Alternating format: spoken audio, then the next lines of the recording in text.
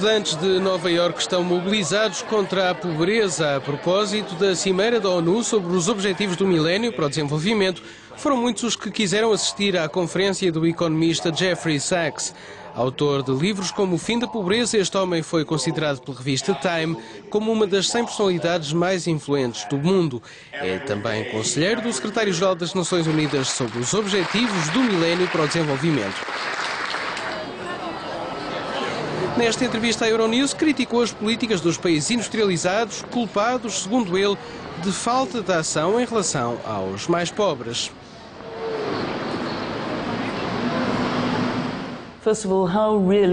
Os Objetivos do Milénio são realizáveis até 2015? Está à espera de alguma coisa além de promessas? Os objetivos são realizáveis, pelo menos de um ponto de vista técnico, mas é preciso acelerar e mudar a trajetória. Até agora os países ricos falaram muito, mas fizeram pouco. Quanto dinheiro é preciso para cumprir os objetivos e qual a percentagem do PNB dos países do G8 que esse dinheiro representa? Para atingir os 3 principais objetivos em termos de saúde, salvar as mães, salvar as crianças e lutar contra as epidemias, os países ricos devem doar 40 mil milhões de dólares. Ora, esses países têm receitas anuais de 40 bilhões. O que significa que apenas 0,1% dessas receitas, corretamente aplicadas na construção de clínicas, na contratação de trabalhadores, em medicamentos antirretrovirais, mosquiteiros e por aí adiante, chegariam para proporcionar um conjunto completo de cuidados de saúde básicos.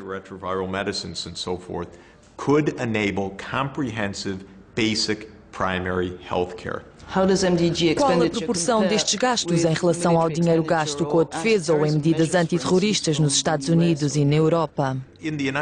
Nos Estados Unidos gasta-se com a defesa 5% do produto nacional bruto e apenas 0,2% em projetos de desenvolvimento pacífico, ou seja, os gastos militares são 25 vezes mais.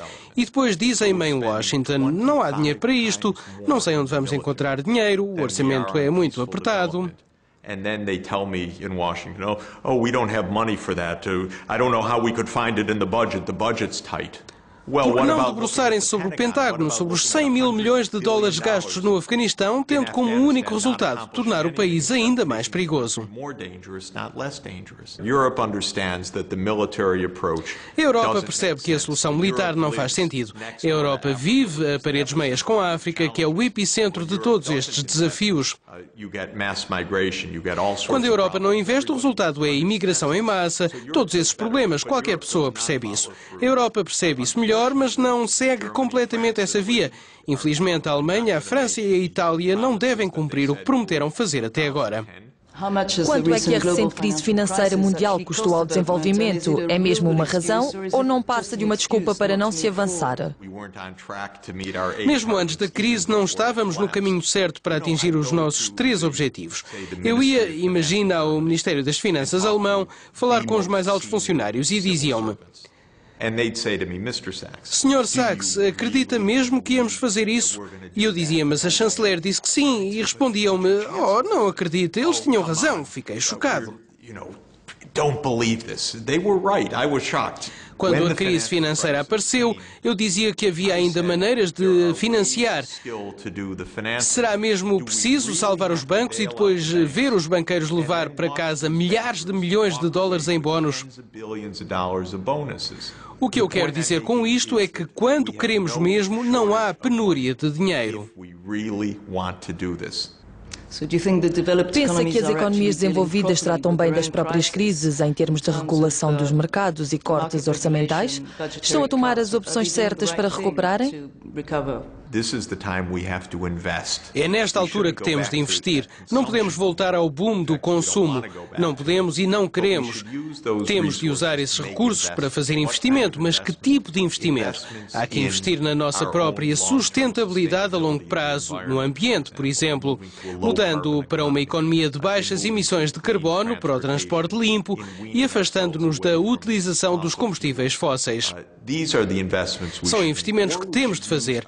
Ou então utilizamos os recursos que estão subaproveitados para emprestar dinheiro em termos mais favoráveis a longo prazo para financiar o setor energético, as estradas, a água e o saneamento básico em África. Por outras palavras, as nossas fábricas podem ajudar a construir infraestruturas em África, se as ajudarmos com financiamento a longo prazo. Assim ajudamos a recuperação dos nossos países e o desenvolvimento em África. Então, o que têm os países ricos a ganhar com os objetivos do milénio e, por outro lado, o que têm eles a perder? O maior ganho é no nosso coração, porque virar as costas aos mais pobres e deixá-los morrer é devastador para as nossas almas. Além de que é perigoso, porque, não se esquece, deixar pessoas à mercê de doenças pandémicas é perigoso.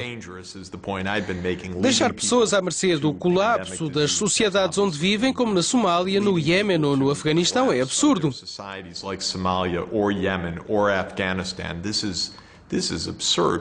Acabamos por envolver-nos numa guerra que não consegue resolver nada. O que, além disso, é 100 vezes mais caro do que ir, em primeiro lugar, ao encontro das necessidades básicas.